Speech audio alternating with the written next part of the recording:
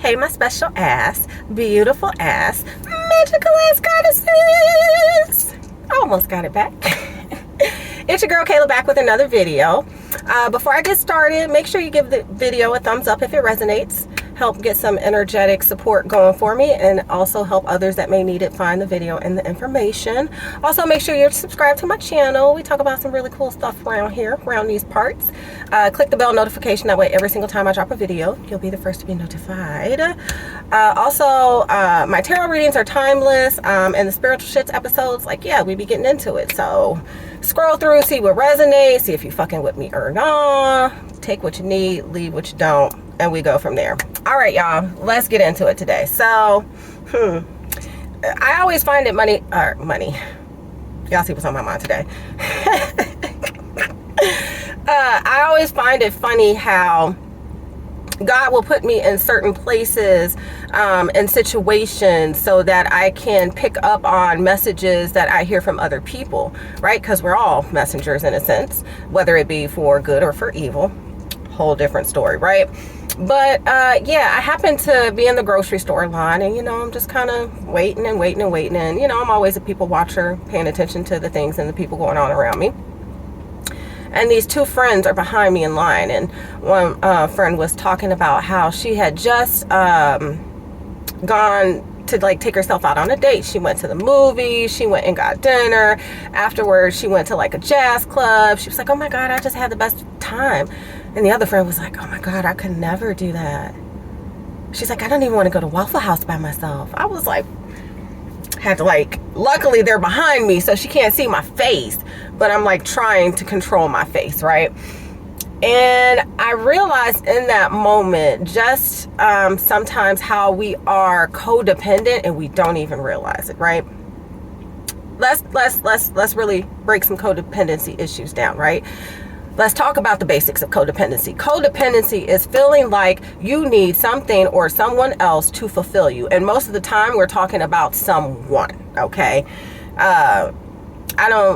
Some people could have codependency to money, but we're going to focus on relationships, right? Because that's what I talks about, right? And not just romantic relationships, but also platonic relationships, your relationships that you have with family members, with friends. All of those have the tendency to have codependency issues. And sometimes it cannot be you with the codependency. Sometimes it can be them, which spiritually is going to create a drain on you like no other.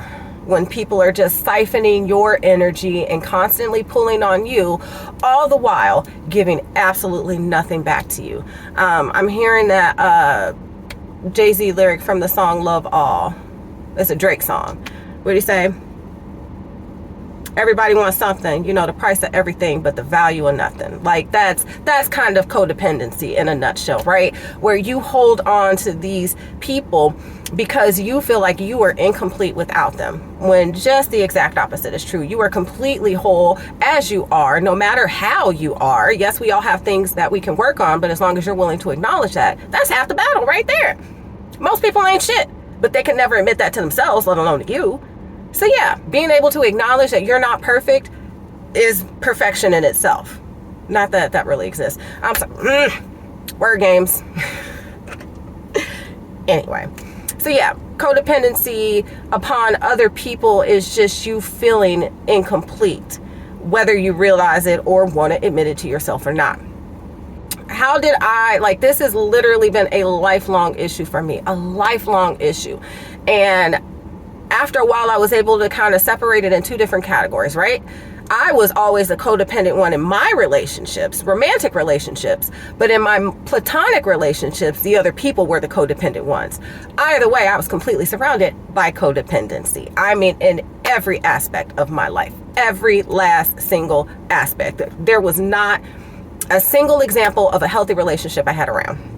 All of it was toxic. It only took after I had my son, and my son's father was very abusive. I never imagined myself being in that state. So I had to take a minute and kind of sit down and look oh my God, how did I get here? What just happened? I didn't see it coming. And so after I was able to actually be honest with myself and sit down, girl, you got to learn to be alone. You got to learn to be alone and okay with being in your own energy, right? Not feeling like there has to always be this equal energetic exchange with someone else. And also understanding that all of that energy that I am harvesting to keep to myself, I could use for better things. Just throwing that out there. I could be using that energy to create things, to help others, or to help myself more. Who knows? Whatever. But yeah, I realized that, especially when it took me, I could figure out the codependency in the romantic relationships a lot more quickly than I could the platonic relationships, right? After working in domestic violence and having my own personal experience, like, it was just clear as day to me what it was. I could see it for what it was. Like, yeah, even though I still struggled with it, because inherently as an earth angel, I always want to believe the best in people, right? I always want to believe that everybody on this earth always has good intentions, because I have good intentions. And I've spent the past 15 years learning, nah, bitch. That ain't it. Like, no, not all people have good intentions, right? And it was through, it took a while for me to see, okay, the codependency comes from me feeling like I'm not fulfilled within myself, but also me not knowing where to place all this extra energy and love that I just had to give, right? I couldn't figure out what to do with it for the life of me. And it drove me nuts to the point where I would distract myself in things that just, they weren't the best option. For the most part, I would entertain relationships and pretend like I was detached enough to not care, but then realize, like, no, bitch, you care. Like, let's stop fronting. You're not that chick, okay? I eventually did become that chick, but at that point in time, like, I had just been through a series of events where I was so emotionally vulnerable and open. Like, it was just a hot fucking mess. I was a hot mess. It's fresh, y'all. I am not afraid to admit it.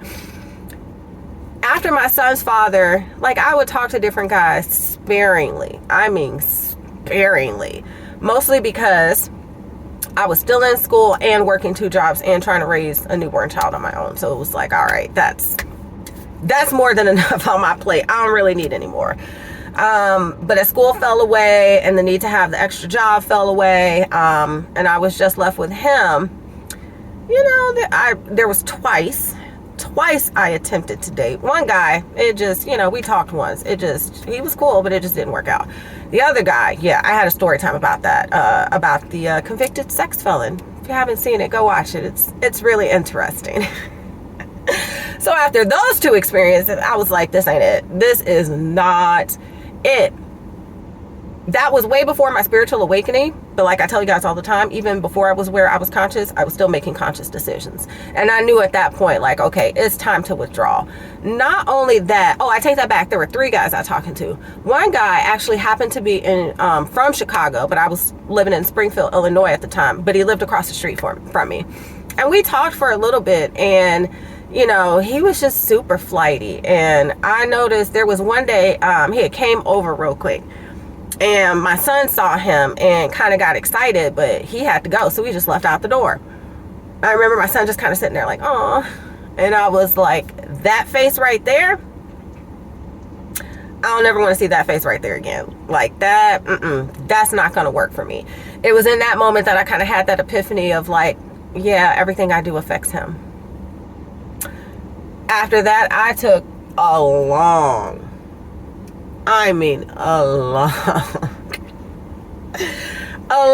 break again. And at the time, he was really small in the story that I was talking about. But the time where I was just like, enough is enough, he was probably around 18 months. And so from the time he was 18 months up until he was about, 9, your girl was just at home Netflix and chilling. Not in that way, but Netflix and chilling with my damn self. That's what I was doing. And that was a really, really helpful and reflective time for me, trying to analyze why I was forming the bonds with the people that I was forming them with, right? And it's amazing how God will align things in your life, because I went from being in an abusive relationship to working for a domestic violence agency, to then realizing how it connected to my own familial patterns. I mean, I like I said, even growing up, not one single example of what a healthy relationship looked like. So at this point, you know, it's kind of starting to put those pieces of the puzzles together. Like, let's be honest with ourselves, and let's just admit that maybe we need to stop looking for things to fulfill us outside of us. Maybe we get that fulfillment from within. And that's really what breaking that pattern of codependency is, right? I understand now, because I'm not codependent. I could literally go to a bar by myself and have a fucking ball. A ball. And I'm going to have a ball regardless of if I'm with anyone else or not. Why? Because I am complete and whole within. I don't need the extra company of someone else. Oftentimes the extra company of others annoys the fuck out of me. I'm like, I just want to chill. A friend had asked me out the other night, and, you know, I wanted to stay true to my word. I hate breaking my word, so I did it. But when I tell you, like, all right, girl, I had a ball, gotta go. Like, yeah, no. And it's necessary for you to understand how to preserve your own energy in order to break the cords of codependency, right? Because oftentimes, especially when it comes to codependency and platonic relationships, and it depends on what level of toxicity you're used to in your life, right? Some of us we can tolerate that friend that calls you in the middle of the fucking night because she done got in some shit, either with some girls or her man, and it's a whole doo-wop, and now she needs you to come help her because this bitch is in the middle of the street somewhere with no shoes on. Like, learning to say, no, I'm not coming to get you. You got yourself in this situation. You can get yourself out, or just completely blocking her ass altogether, right? Sometimes it's harder to realize those patterns because you get in a space of feeling like you fulfill yourself by helping others. Let me say it again for somebody in the back. You get a sense of fulfillment when you are able to help others. You feel like that is how you feel whole. That is how you feel complete. That is how you play your part in this world and show up. When the real challenge is to stop showing up for others more than you show up for yourself. Spiritual key to breaking codependency. Stop showing up for others more than you can show up for your own self. Say no when you feel like it. Tell people to go when you feel like it. Tell them the quickest way to get there when you feel like it. Because at the end of the day, sometimes we have to admit, even though we don't want to, a lot of those codependency issues come from fear of people not liking us or mislabeling us or judging us. When in actuality, who the fuck cares? Who the fuck cares? Because if someone is truly and genuinely down for me, they're going to accept me, flaws and all. As long as I'm a good person to them, like, they'll understand when I'm having a bad day. They'll understand when I just need to be left alone. They'll understand when I may be going through something and right now I don't want to talk, but I'm probably going to reach out to them later. Like, they're going to understand all that. So that fear of rejection, that fear of not being liked, that fear of this person's going to leave me and I'm going to be alone, like, that doesn't exist when you understand everything comes from within.